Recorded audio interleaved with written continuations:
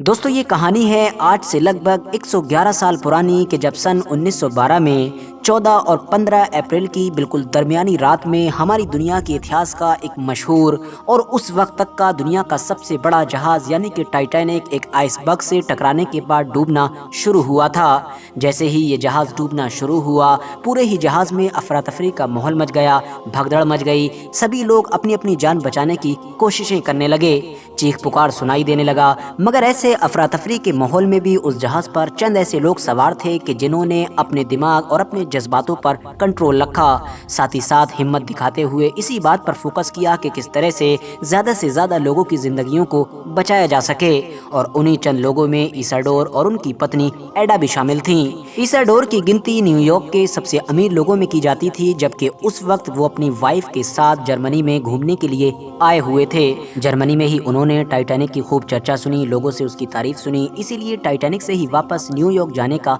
फैसला किया था। 14 और 15 अप्रैल की दरमियानी रात में जब टाइटैनिक जहाज खौफनाक तरीके से डूबना शुरू हुआ तो इसाडोर को भी लाइफ बोट दी गई थी। मगर इसाडोर जो पहले से ही जानते थे कि टाइटैनिक के ऊपर लोगों की तुलना में लाइफ बोट बहुत ज्यादा कम है, उन्होंने उस लाइफ बोट को लेने से मना कर दिया और उन्होंने कहा कि मैं अपनी जिंदगी जी चुका हूँ, आप मेरी जगह किसी नौजवान को ले जाइए, मैं यहीं रहूंगा। ये सुनकर उनकी वाइफ यानी कि एडा ने भी कहा कि हम जहाँ भी रहेंगे साथ रहेंगे। एडा ने अपना कोट अपनी हाउस हेल्प को देकर रवाना कर दिया, बोली अब ये मेरे किसी काम का नहीं है। इतिहासकार बताते हैं कि इन दोनों को आखिरी बार टाइटैनिक के ऊपर ही खड़ा हुआ देखा गया था और उस वक्त ये दोनों एक दूसरे का हाथ थामे हुए थे और उसके बाद समुद्र की लहरों ने इनको हमेशा हमेशा के लिए अपने अंदर समा लिया था। इसाडोर की लाश तो 8 दिन के बाद मिल गई थी, मगर एडा की लाश कभी नहीं मिल सकी थी। फिलहाल वक्त गुजरा और फिर ठीक 111 साल के बाद यानी कि जून सन 2023 के साल में एक बार फिर से न सिर्फ उस टाइटैनिक जहाज को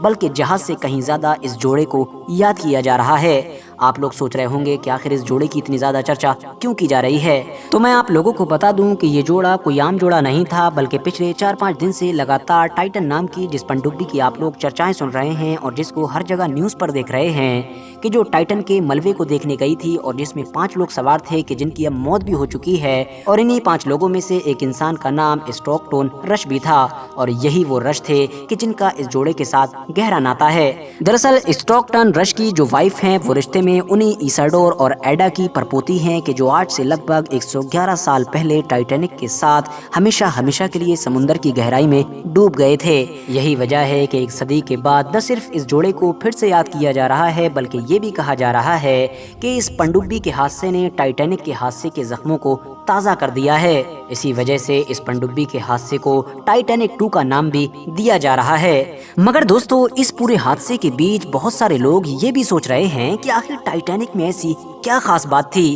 क्या वजह है कि 100 साल का एक लंबा वक्त गुजर गया है मगर उसके बावजूद भी लोग टाइटैनिक को भूल ही नहीं पाए हैं और न ही फ्यूचर में कभी भूलना चाहते हैं। क्या वजह है कि हमेशा से ही दुनिया के लोगों में इसके बारे में जानने का शौक पागलपन की हद तक रहता है। लोग इस कदर जुनून में आ जाते हैं कि सिर्फ एक इंसान 2 करोड़ रुपए इसलिए देने के लिए तैयार रहता है ताकि वो 100 साल पहले डूबे हुए जहाज का मलबा समुद्र की गहराइयों में जाकर देख सके, जैसा कि इन 5 ने भी किया था कि जिनकी मौत अभी सिर्फ 2-3 दिन पहले ही हजारों फीट की गहराई में मौजूद टाइटैनिक के मलबे को देखने की वजह से हो चुकी है। RH नेटवर्क की नॉलेजेबल फ्रेंड, सबसे पहले तो आप लोगों के लिए ये बात जान लेना भी जरूरी है कि टाइटैनिक कोई एक ऐसा जहाज नहीं था कि जिसको शोहरत उसके डूबने के बाद मिली थी, बल्कि ये तो जब बनकर तैयार हुआ था तब भी बहुत ज्यादा मशहूर हुआ था और पूरी दुनिया में इसकी चर्चाएं हो रही थीं। वजह ये थी कि क्योंकि इसको जिस तरह से बनाया गया था और जिस तरह से इसका प्रमोशन किया गया था वो यकीनी तौर पर अनोखा था। आपको बता दूं कि ये शिप इतना ज्यादा बड़ा बनाया गया था कि उस वक्त तक दुनिया में कभी इतना बड़ा कोई शिप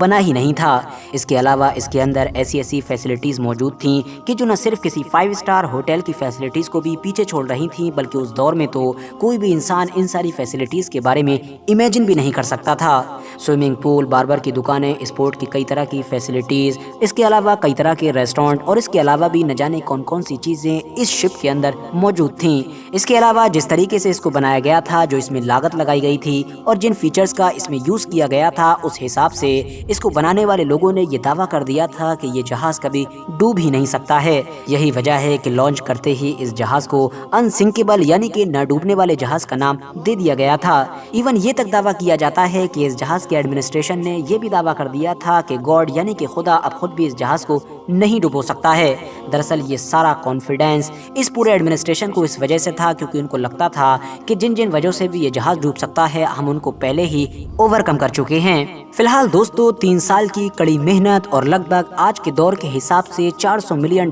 کی قیمت کے ساتھ بننے والا یہ جہاز اپنے پہلے سفر کے لیے نکلا۔ پہلا سفر اس کو یونائٹڈ کنگڈم یعنی کہ UK سے نیو یارک تک کا طے کرنا تھا، مگر افسوس پہلا سفر بھی یہ کمپلیٹ نہ کر سکا۔ بیچ سمندر میں ایک آئس برگ سے ٹکرانے کی وجہ سے ایسا ڈوبا کہ ہمیشہ کے لیے نہ صرف سمندر کی گہرائیوں میں ڈوب گیا بلکہ ساتھ ہی ساتھ اتہاس کے پنوں میں بھی کہیں گم ہو کر رہ گیا۔ اتنا ہی نہیں، پوری دنیا کے لیے یہ عبرت کا نشان بھی بن گیا۔ ٹائٹینک جہاز پر اپنے پہلے ہی سفر میں لگ بھگ 2240 کے قریب لوگ سوار تھے، جس میں سے 1500 کے قریب لوگوں نے اپنی جان گنوا دی تھی، جبکہ صرف اور صرف 700-750 کے قریب لوگ ہی اپنی جان بچانے میں کامیاب ہو پائے تھے۔ زیادہ لوگوں کی جان جانے کی سب سے بڑی وجہ یہ تھی کہ کیونکہ ٹائٹینک کے اوپر وہ لائف بوٹ سنکھیا میں بہت زیادہ کم تھیں کہ جن کا ایمرجنسی میں یوز کیا جاتا ہے اور جن پر بیٹھال کر سواریوں کو سمندر میں اتار دیا جاتا ہے۔ بتایا جاتا ہے کہ یہ صرف 20 ہی موجود تھیں کہ جو ٹائٹینک پر سوار لوگوں کی تلنا میں بہت کم تھیں، اور ٹائٹینک پر زیادہ لائف بوٹس نہ ہونے کی وجہ بھی یہی بتائی جاتی ہے کہ کیونکہ اس کا جو ایڈمنسٹریشن تھا، اس کا جو پورا سسٹم تھا، اس کو اپنے اوپر اتنا زیادہ کانفیڈنس تھا کہ یہ جہاز تو کبھی ڈوب ہی نہیں سکتا ہے، تو آخر اس پر لائف بوٹس کی کیا ضرورت ہے۔ لیکن وہ نہیں جانتے تھے کہ ان کی اس غلطی کا نتیجہ کتنا خطرناک ہوگا۔ کبھی نہ ڈوبنے والا یہ ٹائٹینک جہاز 1912 میں 14 اپریل کی رات میں لگ بھگ 11:40 پر برف کی ایک بڑی چٹان سے ٹکرایا تھا، اور اس کے بعد 3 گھنٹے بھی پورے نہیں لگے اور اس سے پہلے ہی یہ جہاز پوری طریقے سے سمندر میں سما گیا تھا۔ جو لوگ بھی جان بچانے میں کامیاب ہو پائے تھے ان میں زیادہ تر بچے اور عورتیں شامل تھیں۔ وجہ یہی تھی کہ کم لائف بوٹس ہونے کی وجہ سے پہلے بچوں اور عورتوں کو ہی پرائیورٹی دی گئی تھی اور جوان مردوں نے وہیں رکنے کا فیصلہ کیا تھا۔ ویسے تو ہمیشہ ہی ٹائٹینک کے ڈوبنے کو 20ویں صدی کے سب سے بڑے اور خطرناک سمندری حادثے کے طور پر یاد کیا جاتا تھا۔ یہی وجہ تھی کہ اس کے ملبے کو بھی لمبے وقت تک ڈھونڈنے کی کوشش کی گئی تھی، اور آخرکار 1985 میں جا کر ایکسپرٹس اس کو ڈھونڈنے میں کامیاب ہو بھی گئے تھے۔ مگر پھر بھی ٹائٹینک کی کہانی کو جو اصل شہرت ملی تھی اور اس کے بارے میں جاننے کے لیے لوگوں کے بیچ جو ایک اصل جنون پیدا ہوا تھا، جس کو پاگل پن بھی کہا جا سکتا ہے، وہ دراصل 1997 میں اس وقت ہوا تھا کہ جب اس کے اوپر ٹائٹینک نام کی ایک فلم ریلیز کی گئی تھی، جس نے کامیابیوں کے سارے ریکارڈ توڑ دیے تھے۔ یہ فلم آج بھی کلیکشن کے معاملے میں یعنی کمائی کرنے کے معاملے میں دنیا کی 4تھی سب سے بڑی فلم ہے۔ اس سے پہلے بھی جو فلمیں ہیں وہ ایسی فلمیں ہیں کہ جو ابھی ریسنٹلی ہی ریلیز ہوئی ہیں اور جن کا اتنا زیادہ کمائی کرنا کوئی بڑی بات نہیں ہے۔ ٹائٹینک فلم سے شروع ہونے والا یہ ٹرینڈ وقت کے ساتھ اتنا بڑا، پھر 2010 میں باقاعدہ ٹائٹینک ٹورزم بھی شروع کر دیا گیا۔ بہت ساری کمپنیز نے اپنی پنڈبیوں کے ذریعے لوگوں سے موٹا چارج کر کے ان کو سمندر کے اندر بھیجنا شروع کر دیا تاکہ وہ اصلی ٹائٹینک کے ملبے کو اپنی آنکھوں سے دیکھ سکیں، اور انہیں کمپنیز میں ہی شامل تھی اوشن گیٹ نام کی یہ کمپنی کہ جس کی پنڈبی ابھی 5-6 دن پہلے ہی 5 لوگوں کو سوار کر کے سمندر کی گہرائی میں ٹائٹینک کا ملبہ دیکھنے کے لیے گئی تھی، مگر سمندر میں اترنے کے صرف 1 سے 2 گھنٹے کے بعد ہی اس پنڈبی کا اوپر سے کنیکشن ٹوٹ گیا تھا اور پھر یہ دوبارہ واپس کبھی نہ آ سکی، اور اب واپس آئے گی بھی نہیں، کیونکہ اگر واپس کچھ آئے گا تو صرف اور صرف اس پنڈبی کا ملبہ آئے گا۔ یہ بات آلریڈی کنفرم ہو چکی ہے کہ یہ پنڈبی حادثے کا شکار ہو چکی ہے اور اس میں سوار 5 ہی لوگوں کی موت ہو گئی ہے۔ ان 5 میں سے کسی کی لاش تو نہیں ملی ہے، مگر ہاں اس پنڈبی کا ملبہ ضرور ملا ہے، اور وہ ملبہ ٹائٹینک کے ملبے کے آس پاس میں ہی ملا ہے۔ دوستو، آپ میں سے بہت سارے لوگ ایسے ہوں گے کہ جو یہ سوچ رہے ہوں گے کہ اب جب ہماری دنیا اتنی زیادہ ایڈوانس ہو چکی ہے اور ٹیکنیکل ہو چکی ہے اور ہم ایک لمبے وقت سے بار سمندر کی گہرائی میں ٹائٹینک کے ملبے کو دیکھنے بھی جاتے ہیں، تو کیوں نہ ہم اس ملبے کو اوپر ہی لے آئیں، آخر اس میں برائی کیا ہے؟ حادثے سے بھی بچ جائیں گے اور دنیا کے باقی لوگ بھی اس کو آسانی کے ساتھ دیکھ سکیں گے۔ تو دوستو، وجہ یہ ہے کہ جیسا کہ میں نے آپ کو پہلے ہی بتایا کہ 1912 کے قریب میں یہ جہاز ڈوبا تھا اور اس کا ملبہ لاکھ کوششوں کے باوجود بھی نہیں ڈھونڈا جا سکا تھا،